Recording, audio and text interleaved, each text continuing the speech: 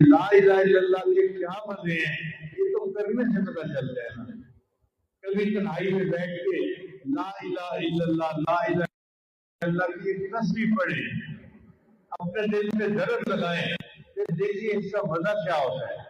یہ لا الہ الا اللہ اتنا اہم ذکر ہے کہ امام ربانی مجدد ثانی رحمۃ اللہ کے مکتوبات میں لکھتی ہے کہ اللہ تعالیٰ اس کلمے کو ایک مرتبہ پڑھنے پر اگر ساری مخلوق کے گناہوں کو بھی معاف کر دے تو اس کی بھی گنجائش موجود ہے.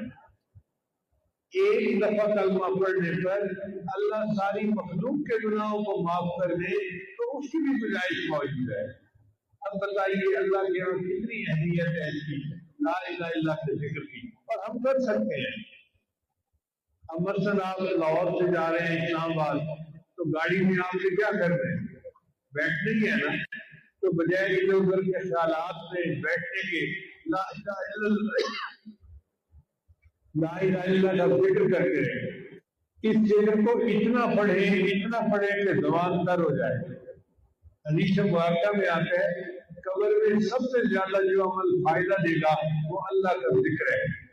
جو بندہ دنیا میں اللہ کا ذکر زیادہ کرتا ہوگا اس کے لیے اللہ تعالیٰ قبر کو جنت کا باغ بنا رہے ہیں.